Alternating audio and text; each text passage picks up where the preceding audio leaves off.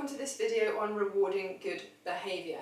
Now this is part of the pro-social modelling series, but obviously you can look at it separately. It is a key element of pro-social modelling.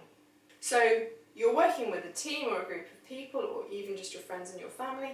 Everybody has clear expectations about their role and understanding about what they're doing. You are modelling positive behaviour that you want people to emulate. So now it's important that we actually reward and recognise when we see that positive behaviour in our team.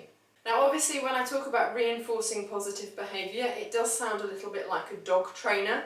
I'm not suggesting that you reward your team with biscuits when they've been good boys and girls, but you know, everybody likes a little bit of a reward.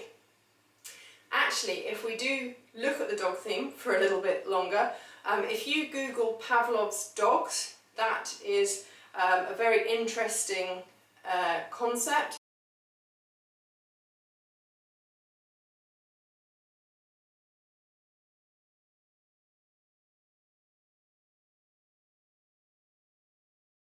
Now, obviously that's a bit of a convoluted example, and obviously human beings are slightly more complex than dogs, but the principles are the same.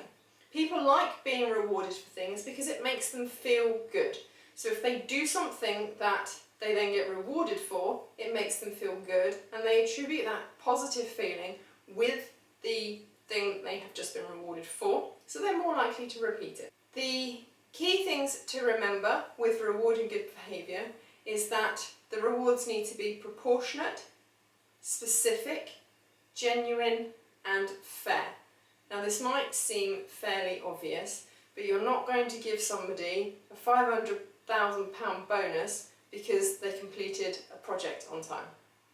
Maybe if it's a massive, huge scale project. But if it's simply writing up a report that could take them maybe 5 minutes, you're not going to give them a massive bonus.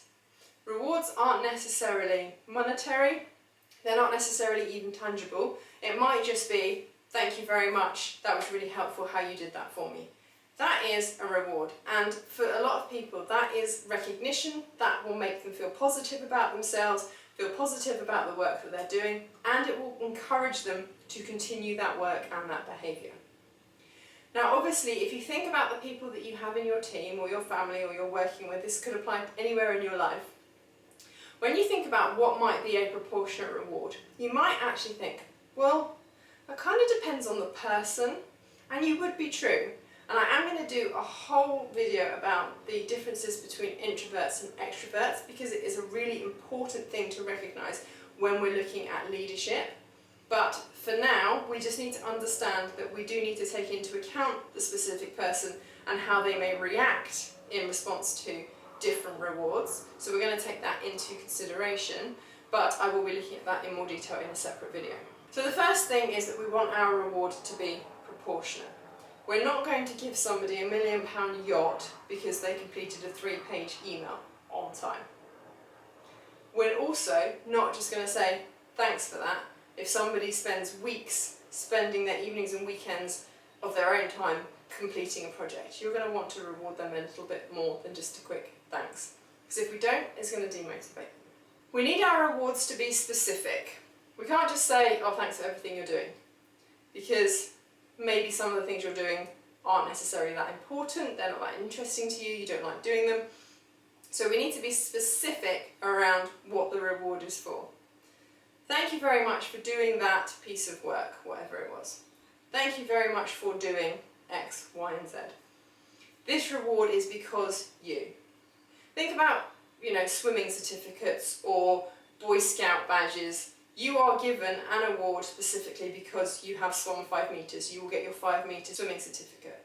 You know that's what that's for because that's what it says on the certificate. So we need to make sure that our rewards are specific, related to the behaviour that we want to reward, because when we reward it, people will repeat it because they like being rewarded for it. We also need to be genuine. Now this is quite difficult, and this is where a lot of companies will actually fall into trouble, because they'll sit down and they'll have a meeting, either their HR team or leadership team will sit down and think, okay, we need to reward people. We've got no specific reward system in the business and it's lacking and people are getting demotivated. We need to recognise people's work. So what tends to happen is they introduce an Employee of the Month or Employee of the Week prize, and they start issuing this out at team meetings or via the website or business comms, or however it is that the company communicates good news to people in the organisation. Now that's great, but if you've got a team of 10 and you decide that you need to give everybody a chance at being rewarded for their good behaviour because you want to motivate them, by the time we get to week 10, everybody has received that prize. So now the person that received it in week 2 is thinking, oh, well, if everybody's got it, then maybe I wasn't as good as I thought I was. And think about if you're the last person to get it. You're going to be thinking, well, why didn't I get it before? Why did they all get it before me? Not only that, but by the time you get to week 20, people are going to start to see this for what it really is. It's a gimmick. It's not genuine. You're not rewarding specific behaviour, you're just providing reward and recognition because leadership texts, videos, experts, whatever, say that you should recognise people. The problem is that people are not stupid, and if your rewards are not genuine, then that has a damaging effect and actually almost achieves the opposite effect of what you were aiming for, because people will start to see that it's not genuine. You don't really mean it, it doesn't actually have any value, so what's the point? And then that brings us on to the last point, which is fair. Rewards must be fair. Now, if you are dealing out rewards that are proportionate, then generally you're going to be genuine and fair. However, it's still really important to make sure that you are rewarding people in the same way. Now, really, an Employee of the Week, Employee of the Month is a fair way of rewarding people if it's done properly and in a genuine way. But if we think about two people, person A and person B, who have been tasked to make a certain number of sandwiches over a day. They both managed to complete 50 sandwiches. You say to person A, thanks. And you say to person B, that was brilliant, thank you very much. Here's a £100 bonus and you can take tomorrow off. Now that's not fair, because both people have completed the task. Let's say, for argument's sake, they have completed the task, they've completed it within the same time frame, and they've completed it to an equal standard, but you have not rewarded them fairly. Yes, you have recognised person A by saying thank you very much, and actually, to be fair, that probably is a proportionate reward because they have just completed their job. However, you can't then award the other person a £100 bonus and a day off for free, because that's not fair. What's going to happen then is on day 2, when they come back into work, person A is going to be thinking, well, he did exactly the same as me and he got a £100 bonus and a day off.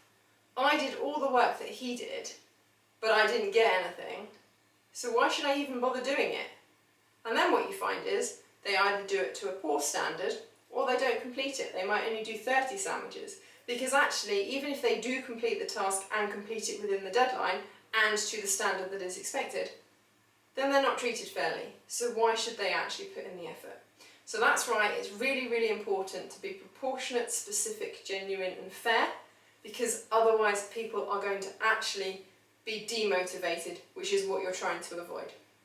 So when we're thinking about rewarding good behaviour, we're going to think about what's a proportionate response for the behaviour that I'm rewarding.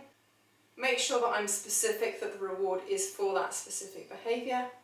Make sure that it is actually a genuine reward and not rewarding for the sake of it, and that it is fair. If I'm rewarding somebody for this in this way, I need to be prepared to reward everybody who acts in this way in the same way.